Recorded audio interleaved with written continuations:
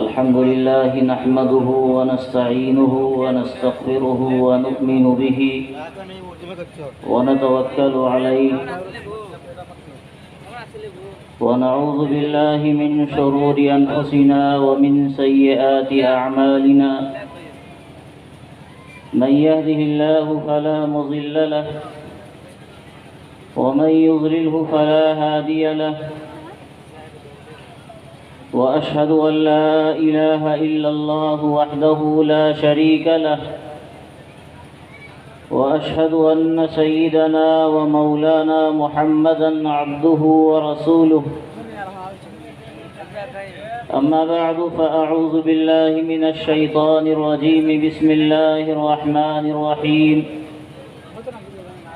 إن المسلمين والمسلمات والمؤمنين والمؤمنات والقانتين والقانتات إلى آخر الآية. وقال تعالى يا أيها الذين آمنوا لا تأكلوا الربا أضعافا مضاعفة. صدق الله العظيم. معزز علماء کرام، نوجوان دوستوں، عزیز بچوں اور پردہ میں سن رہی ماں بہنیں، آپ پوری دل جمعی کے ساتھ حضرات علماء کرام کے بیانات سماعت فرما رہے ہیں، اور پروگرام کا نظام بھی بڑا اچھا ہے. منتظمین نے ماشاءاللہ حضرات علماء کرام کو مختلف عنوانات کا پابند بھی بنا رکھا ہے تاکہ بات مکرر نہ ہو، ایک ہی بات کا بار بار اعادہ نہ ہو، کم وقت میں زیادہ پیغام اور اللہ رسول کی زیادہ باتیں آپ حضرات تک آ سکیں. اس کے لیے ملک و ملت کے چیدہ اور سلگتے مسائل، موضوعات سے متعلق اکابرین کا بیان انشاءاللہ آپ کے سامنے ہونا ہے. دو باتوں سے متعلق مجھے بھی حکم دیا گیا ہے اور وقت کو بڑا مختصر رکھا گیا ہے. اللہ کے فضل اور اس کی توفیق سے جو کچھ ہو سکے گا میں اپنی ناقص زبان اور ناقص طرز و ادا میں سمجھانے کی کوشش کروں گا. اللہ رب العزت نے قرآن کریم میں جہاں بھی احکامات کی ہدایت دی، عام طور سے مردوں کو خطاب فرمایا. ہر جگہ مذکر کا صیغہ استعمال کیا گیا، ہر جگہ ایمان والے مردوں کو خطاب کیا گیا. یا ایھا الذین آمنو، یا ایھا الذین آمنو، جہاں بھی کہا گیا ایمان والے مردوں سے خطاب کیا گیا. فطری طور پر معاشرے کا ایک بڑا حصہ خواتین پر مشتمل ہے، تو عورتوں کو یہ شکایت ہونی چاہیے کہ قرآن کریم نے جگہ جگہ مردوں کا ہی تذکرہ کیا، مردوں سے ہی بات کی، مردوں کے تعلق سے احکامات بتائے. کیا قرآن کے احکام عورتوں کے لیے ہے یا نہیں ہے؟ قرآن میں عورتوں کا تذکرہ ہے یا نہیں؟ اللہ تعالیٰ کے فرمودات کیا صرف مردوں کے لیے ہیں یا عورتوں کے لیے ہیں؟ تو قرآن کریم نے اس مسئلے کو بھی واضح کیا کہ یہ قرآن پوری انسانیت کی ہدایت کے لیے اتارا گیا. یہ قرآن رنگ و نسل سے بے نیاز ہے، یہ قرآن جنس سے بے نیاز ہے، یہ قرآن علاقائیت اور لسانیت سے بے نیاز ہے. جب سے اس قرآن کو اتارا گیا رہتی دنیا تک کا ایک ایک فرد اس قرآن کا مخاطب ہے، چاہے وہ عرب کا رہنے والا ہو، عجم کا رہنے والا ہو، عربی بولنے والا ہو، غیر عربی بولنے والا ہو، چاہے وہ گورا ہو، کالا ہو، جوان ہو، بوڑھا ہو، مرد ہو، عورت ہو، قرآن کریم نے سب کو خطاب کیا اور سب سے انسانیت کی تعلیم کا اور اس کی رہنمائی کا پیغام اسے سنایا ہے۔ اور اس غلط فہمی کو دور کرنے کے لیے کہ صرف مرد کا تذکرہ ہے، عورت کا تذکرہ نہیں ہے، قرآن کریم نے ایک آدھ جگہ عورتوں کا بھی تذکرہ کھل کر کیا۔ 22ویں پاری کی اس آیت میں جس کی تلاوت کا کچھ حصہ میں نے شرف حاصل کیا ہے، اس میں اللہ تعالیٰ نے مردوں کے ساتھ عورتوں کو بھی مخاطب بنایا اور عورتوں سے بھی خطاب کیا گیا کہ دین اسلام اور اس کے احکام پر عمل کی ذمہ داری یہ صرف مرد کی نہیں ہے، عورتوں کی بھی ہے۔ عام مقامات پر اس لیے تذکرہ نہیں کیا گیا کیونکہ عورتیں زیور ہیں اور زیور کو چھپا کر رکھا جاتا ہے۔ عورتیں ہیرے جواہرات سے قیمتی ہے جسے محفوظ رکھا جاتا ہے، اس پر کسی کی نگاہ نہ پڑے، اس پر کسی اجنبی کی آنکھ نہ جائے، اس کا نام مردوں کی مجلس میں نہ لیا جائے، اسی لیے عام طور سے اس کا تذکرہ نہیں کیا گیا۔ لیکن اس کا یہ مطلب نہیں ہے کہ عورتیں اسلامی احکام سے آزاد اپنے آپ کو سمجھیں۔ اللہ رب العزت نے عورتوں کو بھی شریعت کا اتنا ہی مکلف بنایا جتنا مرد کو بنایا ہے۔ جتنے احکام اللہ تعالیٰ نے مرد کو دیے اتنے ہی احکام اللہ رب العزت نے عورتوں کو بھی دیے۔ مردوں کو کہا کہ تمہارے ذمہ نماز پڑھنا ہے تو عورتوں سے بھی کہا کہ تمہیں بھی نماز پڑھنا ہے۔ مردوں سے کہا تمہیں روزہ رکھنا ہے، عورتوں سے بھی کہا تمہیں روزہ رکھنا ہے۔ مردوں سے کہا تمہیں حج کرنا ہے، عورتوں سے بھی کہا گیا تمہیں بھی حج کرنا ہے۔ مردوں سے کہا گیا زکوٰۃ ادا کرنی ہے، عورتوں سے بھی کہا گیا تمہیں بھی زکوٰۃ ادا کرنی ہے۔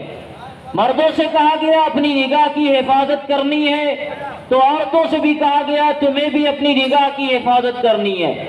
مردوں سے کہا گیا بے حیائی کو نہیں پھیلانا ہے، عورتوں سے بھی یہی حکم دیا گیا۔ مردوں کو نیکیوں کی تعلیم دی گئی، برائیوں سے بچنے کی تلقین کی گئی، تو عورتوں کے ساتھ بھی قرآن کریم نے یہی معاملات کیے۔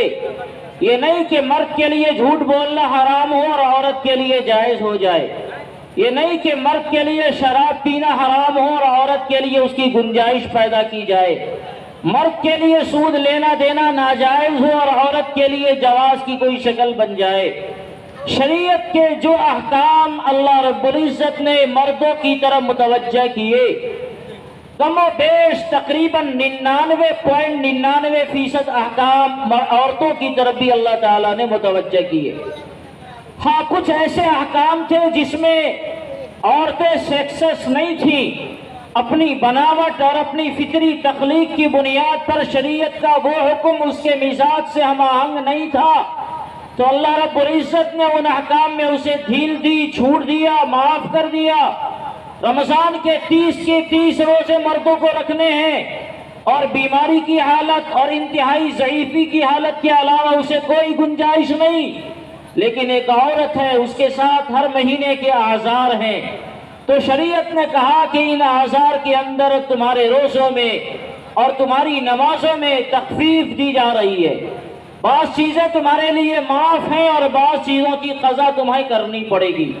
یہ معاملہ عورتوں کی خصوصی نزاکت کی بنیاد پر کیا گیا، لیکن یہ مطلب نہیں ہے کہ عورتوں کا اگر صراحتاً قرآن کریم نے تذکرہ نہیں کیا تو عورتیں شریعت کے احکام سے بالکل دستبردار ہو جائیں اور عورتوں کا دین اور شریعت سے کوئی تعلق نہیں ہو، ایسا نہیں ہے۔ قرآن کریم نے عورتوں کا تذکرہ اسی انداز میں بعض مقامات پر کیا ہے، اور روایات رسول میں اس کا اس طرح ذکر خیر کیا گیا کہ اگر آپ اس کی تفصیل میں جانا چاہیں گے تو رشک آئے گا کہ اس صنف نازک کو جس کو دنیا نے اپنا غلام بنا رکھا تھا، جس صنف نازک کو دنیا نے کوئی حیثیت نہیں دی تھی، جس صنف نازک کو دنیا نے کوئی مقام نہیں دیا تھا، اسلام نے اسے اتنے اونچے مقام پر فائز کیا، اتنے اونچے مقام پر فائز کیا کہ عورت کو زمین سے آسمان بنا دیا۔ عورت کسی زمانے میں ذرہ تھی، اسلام نے اسے آفتاب و مہتاب بنا دیا۔ عورت کسی زمانے میں بے وقعت تھی اور اس کی قیمت گرد و غبار سے زیادہ نہیں تھی، اسلام نے اسے ہیرے اور جواہر سے زیادہ قیمتی بنا دیا۔ یہ ہے اسلام کا وہ مزاج جو اسلام نے عورتوں کے تعلق سے دیے۔ خود قرآن کریم نے عورتوں کے تعلق سے بعض عورتوں کے واقعات اور حالات کو جس فخریہ انداز میں بیان کیا ہے۔ سیدنا عیسیٰ علیہ السلام کی والدہ کا قرآن نے تذکرہ کیا، فرعون کی اہلیہ سیدہ آسیہ رضی اللہ تعالی عنہا کا تذکرہ کیا، اور بڑے فخر کے انداز میں کہ ایک زمانہ تھا خواتین ایسی ہوتی ہیں، اور ان کا تذکرہ قرآن نے کر کر ہمیشہ کے لیے زندہ جاوید بنا دیا۔ جناب رسول اللہ صلی اللہ علیہ وسلم کی روایات میں عورتوں کا تذکرہ ہے۔ آپ علیہ السلام ایک مرتبہ معراج کا جو موقع تھا تو اس میں سفر میں آپ تشریف فرما تھے، آسمان کا سفر تھا، غالباً جنت کی سیر ہو رہی تھی، اور جنت کی خوشبوؤں کے درمیان اچانک ایک تیز قسم کی خوشبو کا جھونکا آتا ہے، بہت تیز قسم کی، بہت عمدہ قسم کی خوشبو۔ جنت تو خود اپنی جگہ خوشبو کا مکان ہے، لیکن وہاں بھی اسے خوشبو ایسی ملی کہ آقا علیہ السلام کو متوجہ ہونا پڑا، اور آپ صلی اللہ علیہ وسلم نے اپنے رفیق سفر سیدنا جبرائیل علیہ السلام سے پوچھا کہ جبرائیل یہ کیسی خوشبو آ رہی ہے؟ تو حضرت جبرائیل علیہ السلام نے تفصیل کے ساتھ بتایا، جس کو مفسرین نے بھی اور محدثین نے بھی اس کا تذکرہ کیا ہے۔ مسند احمد کی روایت میں اس واقعے کا تذکرہ ملتا ہے۔ حضرت جبرائیل علیہ السلام ایک خاتون کا تذکرہ فرما رہے ہیں، ان کے واقعات کو بیان فرما رہے ہیں، اور سننے والے کون ہیں؟ سید الانبیاء، تاجدار دو عالم، سرکار مدینہ صلی اللہ علیہ وسلم ہے۔ اس سے عورتوں کے مقام کا، ان کی اہمیت کا اندازہ ملتا ہے کہ جو عورت اسلام کے آنے سے پہلے وہ معمولی ذرہ سمجھی جاتی تھی، اسلام کے آنے کے بعد اللہ رب العزت نے اس کے مقام کو اتنا بلند کیا کہ جنت میں اس کا تذکرہ ہو رہا ہے۔ تذکرہ کرنے والے سیدنا جبرائیل امین ہیں، اور تذکرہ سننے والے سید الانبیاء صلی اللہ علیہ وسلم ہیں۔ اس سے عورتوں کے مقام کا اندازہ لگایا جا سکتا ہے۔ واقعہ بیان کیا گیا فرعون کے دربار میں کنگھا کرنے والی ایک خاتون کا، میں تفصیل میں نہیں جانا چاہتا، روایات میں معاشطہ کے نام سے اس کا تذکرہ ملتا ہے۔ کنگھی کرنے والی وہ خاتون تھی، جب وہ ایمان لے آئی اور اسلام لے آئی اور اس کے ساتھ حالات پیش آئے، ان کے راز فاش ہو گیا ان کے ایمان کا، فرعون کو پتہ چل گیا کہ یہ بندی ایمان لائی ہوئی ہے سیدنا موسیٰ علیہ السلام پر۔ تو فرعون نے جب پوچھا کہ کیا معاملہ ہے تمہارا پروردگار کون ہے؟ تو اس خاتون نے بتایا کہ تم کسی کے پروردگار نہیں ہو سکتے، تم اپنے دعوی ربوبیت میں جھوٹے ہو، یہ جو تم کہتے ہو انا ربکم الاعلی، یہ جھوٹی خدائی کا دعویٰ ہے۔ تمہارا خدا بھی اور میرا خدا بھی اور ساری کائنات کا خدا وہ ہے جو آسمان میں بیٹھا ہوا ہے۔ جب فرعون نے یہ سنا تو فرعون نے اس خاتون کو سزا دینے کے لیے ایک انوکھا سزا کا طریقہ اپنایا۔ جبرائیل امین اس واقعے کو بیان فرما رہے ہیں۔ پیتل کی ایک بڑی کڑاہی کو آگ میں ڈالا گیا، اسے گرم کیا گیا، اس میں تیل ڈالے گئے اور تیل کو انگارہ بنا دیا گیا، اور جب یہ تیل بالکل دھکنے لگا، کڑکنے لگا، فوارے مارنے لگا، تو اس خاتون کے ایک ایک بچے کو اس کی نگاہ کے سامنے صرف اس جرم کی بنیاد پر کہ یہ خاتون رب العالمین کے اوپر ایمان رکھتی ہے اور فرعون کی ربوبیت کا قائل نہیں ہے، اس نے حقانیت کا اعلان کر رکھا ہے۔ یہ خاتون اپنے بچے کو دیکھے گی تو پسیج جائے گی، جب اس کا بچہ انگارے میں دہک رہا ہوگا اور جب اس کے بچے کا کباب بن رہا ہوگا تیل میں، تو ماں کی ممتا جاگے گی اور حق و صداقت سے یہ باز آ جائے گی۔ فرعون نے یہ کیا، ایک بچے کو اس کڑاہی میں ڈالا، دوسرے کو اس کے سامنے کڑاہی میں ڈالا، تیسرے کو اس کے سامنے کڑاہی میں ڈالا۔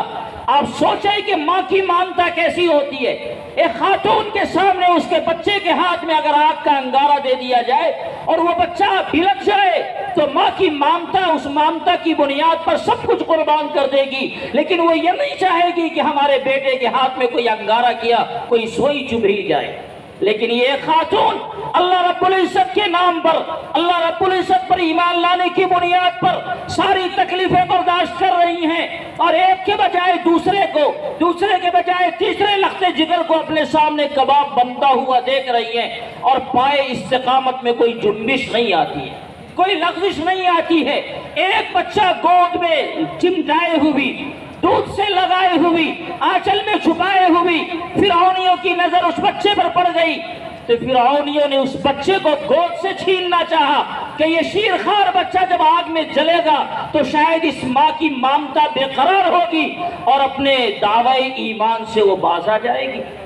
جب اس نے چھیننا چاہا تو یہاں ماں کی مامتا واقعی بے قرار ہونے لگی، پیچھے ہونے لگی۔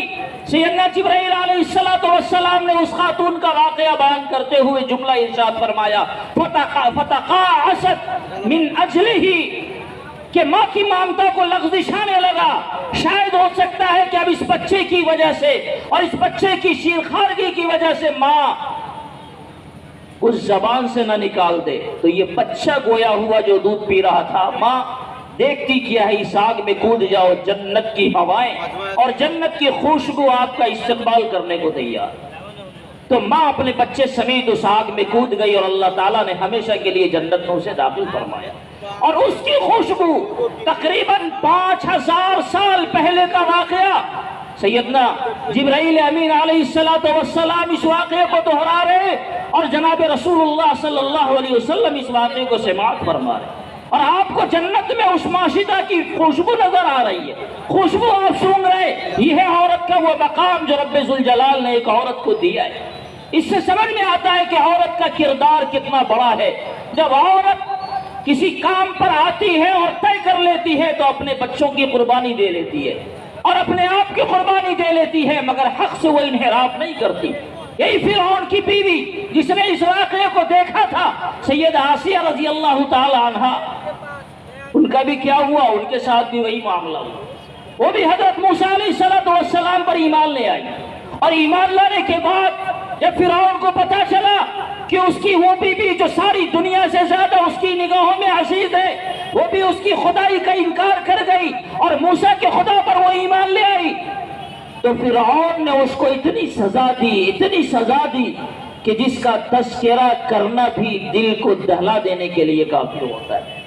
قرآن کریم نے اس کا تذکرہ کیا، وَمَرْيَمَ ابْنَتَ عِمْرَانَ وَإِمْرَاتَ فِرْعَوْنَ رب ابن لی عندک بیتا فی الجنہ ونجنی من فرعون ونجنی من القوم الظالمین۔ 28ویں پارے کی آخری میں یہ آیتیں موجود ہیں کہ یا اللہ فرعون کے ظلم سے میں تنگ آ چکی ہوں، یا اللہ اس کا ظلم ناقابل برداشت ہو چکا ہے، آپ فرعون کے ظلم سے بھی ہمیں پناہ عطا فرمائیے اور جنت میں ہمارا ٹھکانہ بھی عطا فرمائیے۔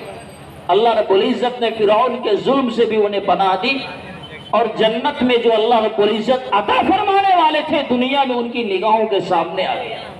اور حضور علیہ السلام جب حضرت خدیجہ الکبریٰ رضی اللہ تعالی عنہا زوجہ مطہرہ کا انتقال ہونے لگا تو آقا علیہ السلام نے ارشاد فرمایا کہ جب جنت میں جانا تو اپنی سوکن کو میرا سلام کہنا۔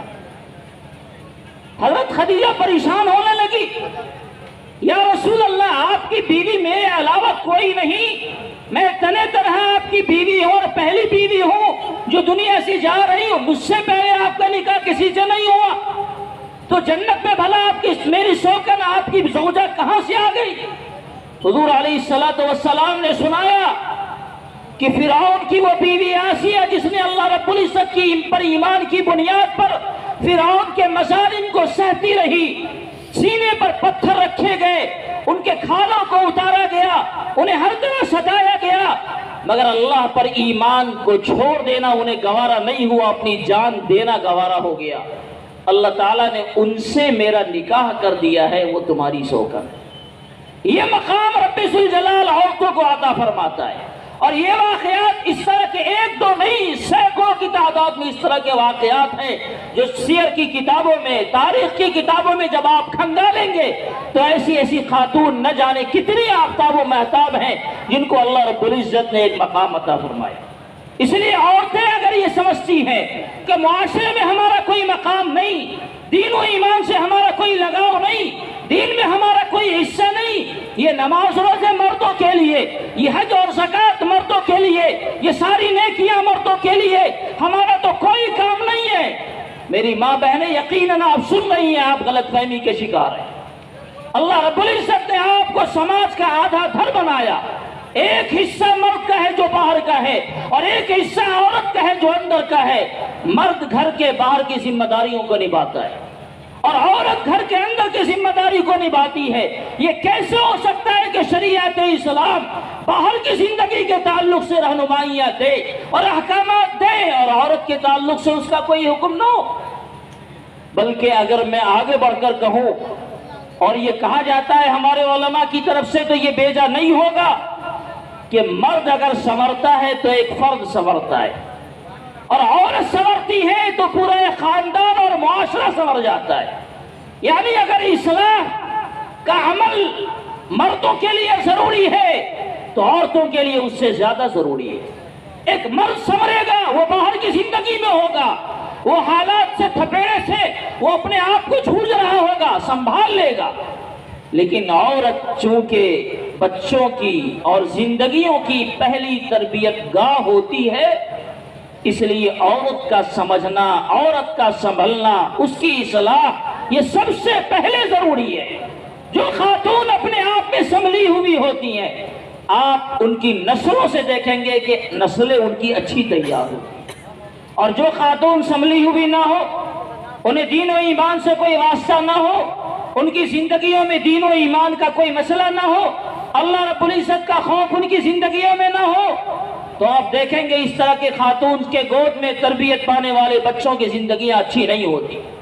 بڑے بڑے لوگ جن کی تاریخیں آج تاریخوں کے کتابوں میں سنہرے حروف سے لکھے جانے کے لائق ہیں اور لکھے ہوئے ہیں، ان کی عظمتوں کو جب آپ دیکھیں گے، کھنگالیں گے، تو آپ کو یہ احساس ہوگا کہ بڑوں کی عظمتوں کے پیچھے ان کی ماں کا یا کسی نہ کسی عورت کی تربیت کا کردار ضرور ہوتا ہے۔ امام بخاری بنے، ایسے ہی امام بخاری نہیں بن گئے، ان کی والدہ کی تربیت کا یقیناً بڑا اثر رہا ہوگا۔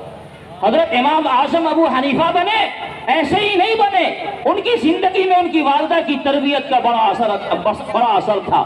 شیخ عبد القادر جیلانی رحمۃ اللہ علیہ کا واقعہ تو بچپن کی کتابوں میں، بچپنوں میں ہم لوگوں نے پڑھا تھا کہ ایک مرتبہ جب وہ سفر میں نکلے پڑھنے کے لیے، تو ماں کی تربیت دیکھیے کہ ماں نے 40 سونے کے سکے ان کے بازو کے اندر سل دیے اور بیٹے کو وصیت کی، بیٹا کبھی جھوٹ نہیں بولنا ہے، بیٹا کبھی جھوٹ نہیں بولنا ہے۔ ماں کی تربیت تھی، اس تربیت کو انہوں نے قبول کیا، آگے بڑھے۔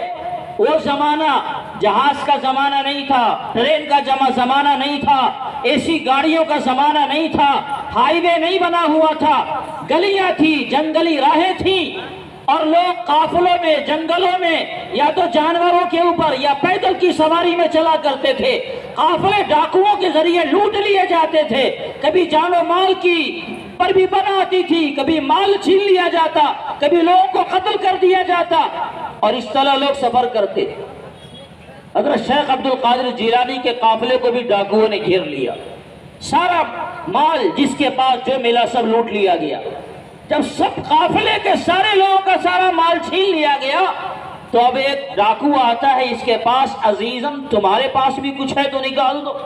ان کے پاس تو کوئی جھولا بولا تھا نہیں، انہوں نے سچ بتا دیا کہ میرے پاس سونے کے 40 سکے موجود ہیں، میرے پاس سونے کے 40 سکے موجود ہیں۔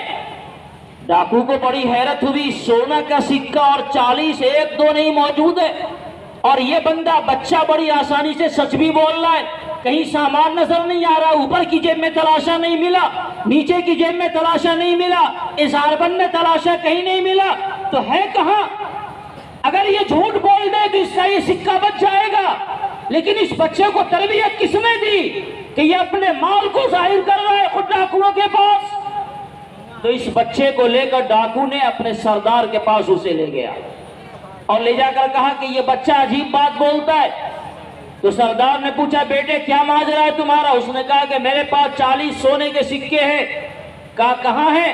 اس نے نکال کر دکھلایا کہ یہ سونے کے سکے ہیں جس کو ماں نے بڑی ہوشیاری سے سل رکھا تھا۔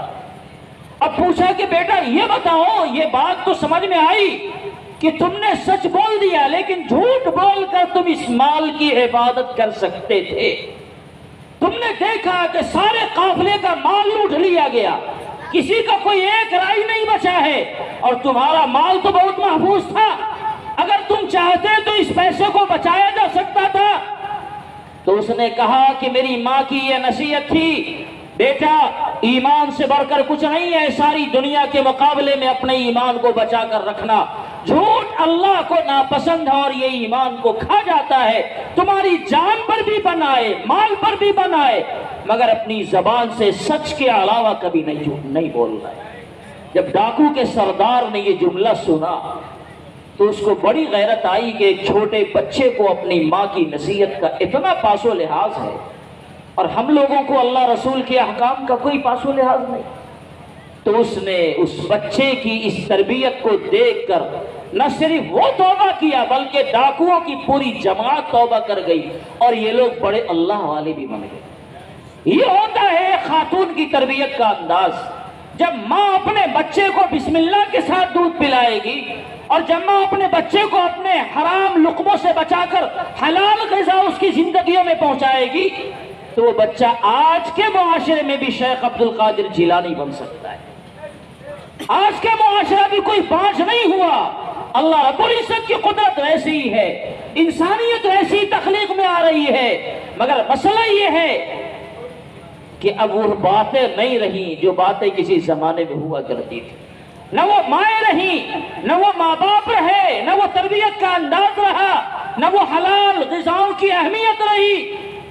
ایک بڑے بزرگ گزرے ہیں، خواجہ فرید الدین گنج شکر رحمت اللہ علیہ، غالباً 7ویں صدی کے زمانے کے وہ بزرگ ہیں۔ ان کی والدہ نے انہیں تربیت کی، اور پھر ایک زمانہ آیا جب دہلی میں آپ کا قیام تھا تو پورا ہندوستان آپ سے فیضیاب ہو رہا تھا۔ خواجہ معین الدین اجمیری رحمت اللہ علیہ کے آپ خلفاء میں سے غالباً ہوئے۔ خواجہ بختیار کاکی رحمت اللہ علیہ کے آپ خلفاء میں سے، خواجہ معین الدین چشتی رحمت اللہ علیہ آپ کے دادا پیر ہوئے۔ جب ان کی تربیت ہو رہی تھی تو جب یہ بچہ تھے، جب بھی ماں سے مانگتے، ماں 4 آنے دے دو، 8 آنے دے دو، اس زمانے میں 4 آنے اور 8 آنے تو تھے نہیں، ماں مٹھائی دے دو، ماں ٹافی دے دو، ماں چینی دے دو، تو یہ کیا کرتے، بیٹے نماز پڑھو اور اللہ سے مانگو، اللہ دے گا۔ بیٹے کو نماز پڑھنا سکھلایا جاتا، وضو بنانا سکھلایا جاتا، انہیں وضو بنانے کے لیے بھیج دیا جاتا، اور ماں مصلی بچھا دیتی اور مصلی کے نیچے چینی کا ایک پڑیا ڈال دیتی۔ اب یہ بیٹا وضو بنا کر آتا، معصوم اداؤں کے ساتھ نماز پڑھتا، اور نماز پڑھنے کے بعد جب وہ مصلی اٹھاتا تو اس مصلی کے نیچے چینی کی وہ پڑیا ملتی، وہ بیٹا اٹھاتا، کھاتا، اور ماں کہتی بیٹا دیکھا تم نے، جب تم نے نماز پڑھی تو اللہ تعالیٰ نے تمہیں چینی عطا کی۔ تربیت کا یہ ایک انداز تھا تاکہ اس بچے کا یقین اللہ رب العزت پر اتنا بیٹھ جائے، ابھی سے بیٹھ جائے، یہ بچہ ہے، اس کے سادہ دل پر جو نقش کر جائے گا وہ دیر پا ہوگا، وہ زندگی میں اثر کرے گا۔ چنانچہ ایک مرتبہ کیا ہوا، آپ کے اسی عمری میں جلسہ تھا، اسی طرح کا کوئی جلسہ رہا ہوگا، کہیں کوئی پروگرام رہا ہوگا، خواجہ فرید الدین گنج شکر رحمت اللہ علیہ کی والدہ وہاں چلی گئی، نماز کا وقت آ گیا گھر میں۔ اب گھر میں نماز کا وقت آ گیا، ماں دور سے آ نہیں سکتی ہے گھر، تو اس نے وہیں فریاد کی اللہ تعالیٰ سے، میرے مولا میں نے ہمیشہ اپنے بیٹے کو آپ سے یقین بنانے کے لیے یہ ہیلا کیا تھا کہ اسے نماز کے لیے بیٹھاتا اور اس کے مصلی کے نیچے جہاں نماز کے نیچے میں چینی ڈال دیا کرتی تھی تاکہ اس بچے کا یقین آپ کے اوپر ہو جائے۔ آج میں وہاں نہیں پہنچ سکتی اور اس بچے کی نماز کا وقت آ گیا ہے۔ اب اگر اس بچے کو نماز کے بعد چینی نہ ملی تو جو یقین سالوں برسوں کی محنت سے ہم نے بنایا ہے وہ یقین بچے کا ٹوٹ جائے گا اور بچہ سمجھے گا کہ شاید ماں کی کوئی چال سازی تھی۔ چنانچہ ادھر دعا کر رہی ہیں، دعا کے بعد وہ گھر آئی، بچہ نماز سے فارغ ہو چکا تھا، بچے سے پوچھا ماں نے بیٹا آج تم نے نماز پڑھی؟ بیٹا کہتا ہے ہاں ماں میں نے نماز پڑھ لی۔ بیٹا کیا ہوا، تمہیں چینی دیا اللہ نے؟ تو بیٹا کہتا ہے ماں آج تو اللہ نے ایسی چینی عطا کی ہے، اس کا جو مزہ تھا، اس کی جو لذت تھی، وہ لذت آج سے پہلے مجھے کبھی نہیں ملی۔ یہ صورتحال ہوتی ہے ایک بچے کا یقین اللہ رب العزت پر بنانے کے لیے۔ خواتین کی تربیت کا ایسا انداز ہوتا ہے، خواتین نے اس تربیت کے انداز کو چھوڑ دیا۔ یہی بزرگ جب جوان ہوئے تو ایک مرتبہ اپنی ماں سے انہوں نے کہا ماں میں آج جوان ہوں، جب سے میں نے ہوش سنبھالا ہے تب سے آج تک ہماری تہجد کی نماز قضا نہیں ہوئی ہے۔ جب سے میں نے ہوش سنبھالا، 7 سال کی عمر میں بچہ ہوش میں آ جاتا ہے، اور آج وہ جوان ہے۔ دونوں نے کہا جب سے میں نے ہوش سنبھالا تب سے آج تک میری تہجد کی کوئی نماز قضا نہیں ہوئی، اور نمازوں کا تو جانے دیں۔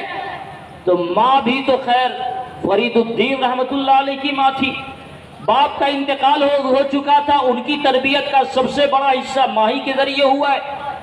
شروع کی تعلیم ماں نے دی تھی، اس کے بعد دوسرے بزرگوں کے پاس آپ پہنچائے گئے تھے، تو ماں نے جانتے ہیں کیا جواب دیا؟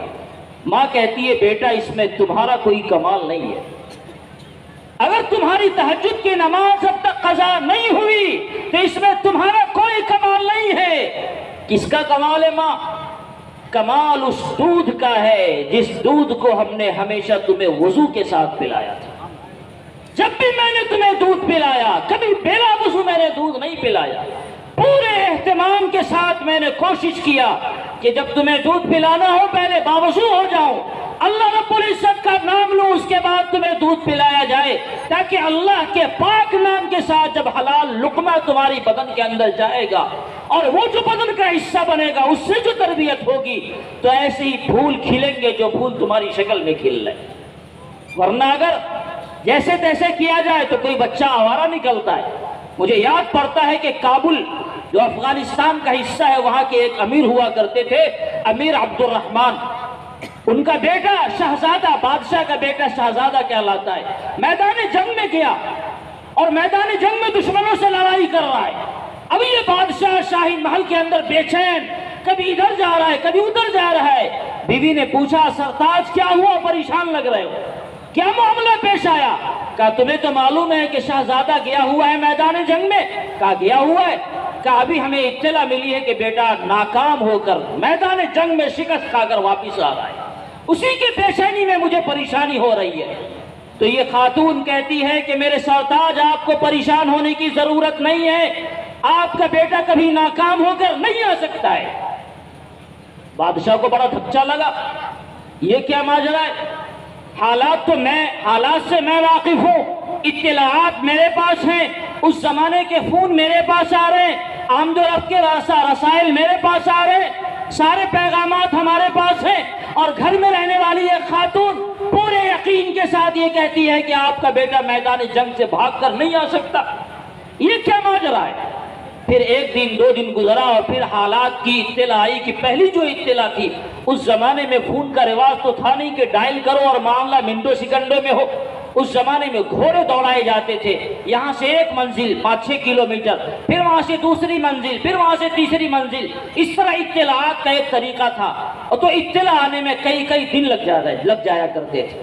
جب اطلاع آئی دوسری اور یہ پتہ چلا کہ بیٹا ناکام ہو کر نہیں فتح یاب ہو کر آ رہا ہے، تو انہوں نے اپنی بیوی کو یہ مژدہ سنایا اور ساتھ ہی یہ کہا کہ میری میڈم یہ تو بتاؤ کہ تمہاری یقین کی وجہ کیا تھی؟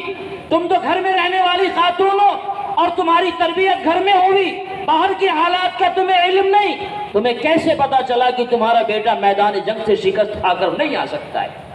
تو ماں نے کہا کہ جب وہ بچہ میرے پیٹ میں آیا تھا، میری ماں بہنیں اگر آپ سن رہی ہیں تو سنیں، ماں نے کہا جب وہ بچہ میرے پیٹ میں آیا تھا تو میں نے 2 اہتمام بڑی سختی سے کیے۔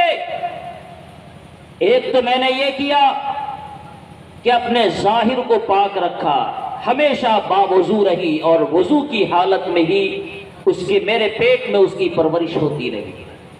دوسرا اہتمام یہ کیا کہ کوئی بھی حرام غذا کیا، مشتبہ غذا بھی میں نے اپنے بدن میں داخل نہیں ہونے دیا۔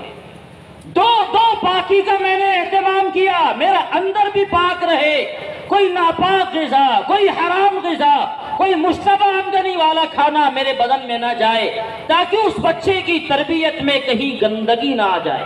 اور ظاہری طور پر بھی میں نے پاکی کا خیال رکھا کہ مکمل وضو کے ساتھ 9 مہینے میں نے زندگی گزاری ہے۔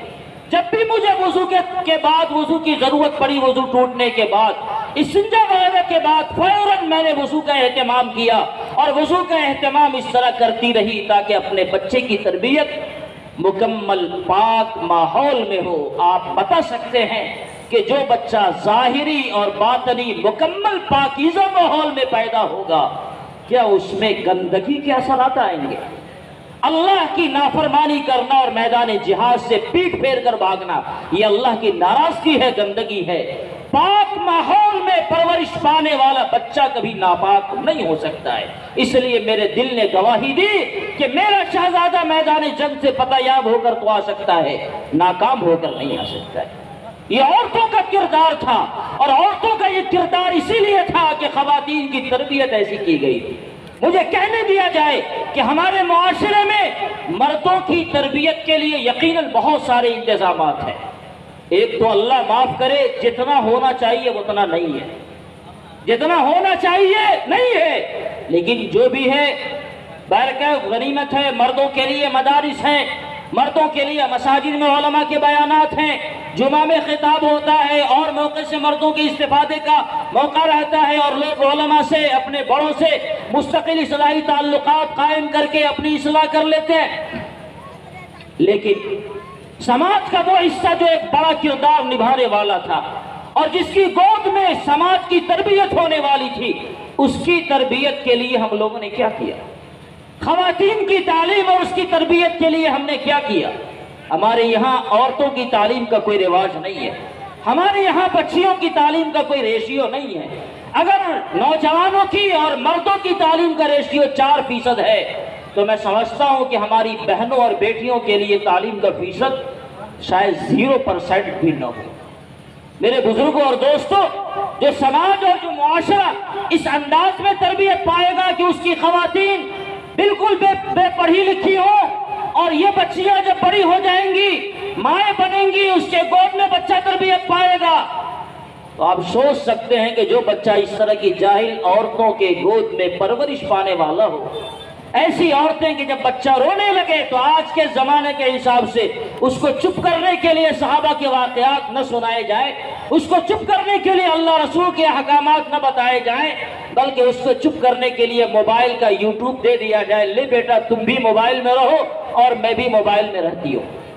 ایسی صورتحال اور ایسی تربیت سے جو بچہ نکلے گا تو وہ بڑا ہو کر کوئی امام بخاری تو نہیں بن سکتا ہے، کوئی امام مسلم اور شاہ ولی اللہ نہیں بن سکتا ہے، وہ معاشرے کا کوئی لہنگڑا بنے گا، کوئی شرابی بنے گا۔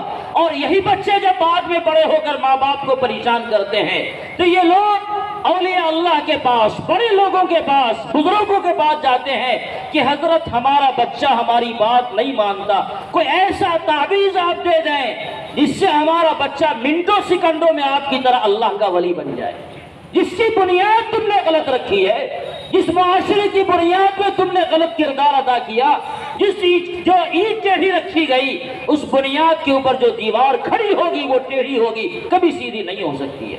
یہ ہماری ذمہ داری ہے اور آپ کی ذمہ داری ہے اور قوم کے تمام ذی شعور لوگوں کی ذمہ داری ہے کہ بچوں کی تربیت اور خاص طور سے دینی تربیت کا انتظام کیا جائے۔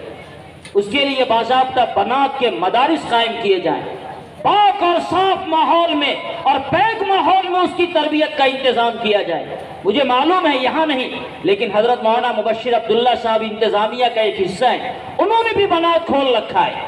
آپ دل پر ہاتھ رکھ کر سوچیں، اے عمری والو، آپ کی بچیوں میں کتنی بچیاں بنات میں جا کر تعلیم حاصل کرنے والی ہیں؟ اگر ایسا نہیں ہے تو اس کا مطلب آپ سماج کو جہالت کی طرف ڈھکیل رہے ہیں، اور جو سماج جہالت کی طرف جائے گا، جس سماج میں خواتین بے پڑھی لکھی ہوں گی، بے تربیت ہوں گی، وہاں عائشہ اور فاطمہ کا کوئی نمونہ نہیں ملے گا۔ اس سماج میں جو بچے پیدا ہوں گے اور جو پلیں گے اور پڑھیں گے، ان سے اگر ہم قیادت کی امید رکھتے ہیں، ان سے ہم کوئی بہتری کی امید رکھتے ہیں، تو یہ خیال است و محال است و جنون، یہ بات تو بے وقوفی کی ہوگی کہ آدمی آم روپے اور اس سے انار کی امید رکھے۔ اگر آپ کو انار کی امید ہے تو انار کا پھل کا درخت ہی اس کی بیج بونی ہوگی۔ آم کے درخت سے انار کی یا انار کے درخت سے آم کی امید رکھنا یہ فضول ہے۔ اس لیے میں یہ گزارش کرنا چاہتا ہوں، مجھے وقت کم دیا گیا ہے، میں گزارش کرنا چاہتا ہوں کہ ہمارے سماج کا جو ایک بڑا حصہ ہماری خواتین پر مشتمل ہے، ان کی تربیت کے لیے، ان کی تعلیم کے لیے، انہیں دینی ماحول دینے کے لیے معاشرے کے ذمہ داروں کو اور معاشرے کے ہر فرد کو آگے آنا چاہیے، اور ہمارے گھر کے خواتین کا کردار کیا ہو اس سلسلے میں جو فکر ہو سکتی ہے، جو قدم اٹھ سکتا ہے، اس قدم کو اٹھانا چاہیے۔ اپنے گھر کے ماحول کو صحیح کرنا چاہیے، اپنے گھر میں کنٹرول کرنا چاہیے، اپنی خواتین کو نماز کا پابند بناویں، انہیں نیکیوں کی طرف مائل کریں، انہیں اللہ کے نیک بندوں سے ان کا رشتہ جوڑوائیں، علماء کے بیانات انہیں سنوائیں، اکابرین کے ملفوظات پڑھ کر اور ان کی تعلیم کر کے گھروں کے ماحول کو اچھا کریں۔ اگر ایسا کریں گے تو ہماری خواتین میں دینی بیداری آئے گی، اور جب ان میں دینی بیداری آ گئی تو جو نسل تیار ہوگی انشاءاللہ اس کی بنیاد جب صحیح پڑے گی تو اس سے اگر امام بخاری نہیں تو امید ہے کہ اللہ کے کچھ ایسے بندے ضرور پیدا ہوں گے جو امام بخاری کا کردار ادا کرنے والے ہوں۔ دوسرا موضوع جو ہمارا تھا وہ رہ گیا، انشاءاللہ پھر کبھی اللہ نے موقع دیا، یار زندہ صحبت باقی۔ وآخر دعوانا ان الحمدللہ رب العالمین۔ ماشاءاللہ۔